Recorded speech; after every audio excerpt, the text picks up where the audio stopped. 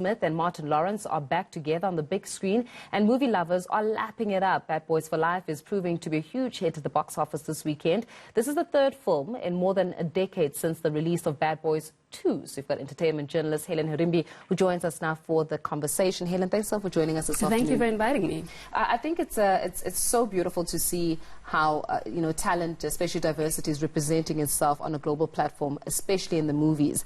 And Bad Boys 1, haven't watched it. Bad Boys 2 was awesome. What makes Bad Boys 3 just that much more significant?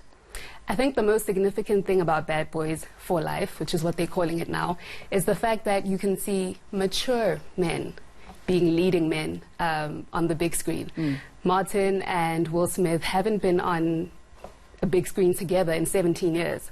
So that's a pretty big deal. And in this particular film, you can see them as the mature guys going up against and teaming up with much younger versions of themselves.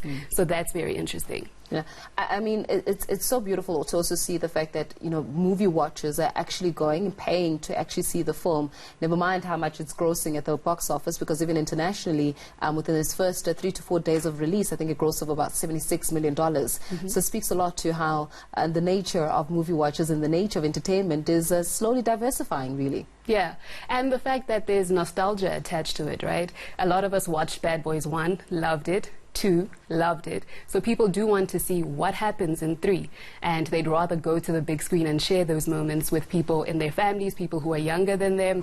So I think that's why they've made quite a lot of money. Yeah, let's talk a little bit about the soundtrack. What makes it just so much more special? Oh, the soundtrack is really special because DJ Khaled is at the helm, and as you know, DJ Khaled, huge Miami guy, and he puts on everyone from Miami. So you've got the reggaeton from people like Nicky Jam, who also stars in the film as a bad guy. You've also got people like Rick Ross on there, Pitbull. So it's quite interesting that they choose to Miami-fy Bad Boys again. Yeah.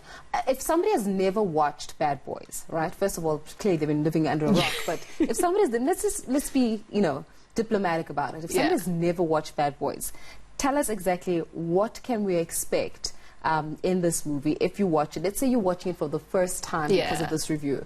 What are you expecting to get? If you've never watched Bad Boys before, you're lucky, because Bad Boys 1 and 2 was directed by Michael Bay.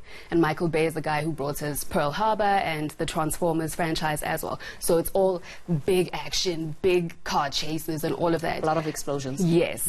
And with this particular one, he wasn't involved. So you can see a lot of paying homage to Michael Bay with the slow motion sigh from the Bad Boys, as well as how they shoot Miami.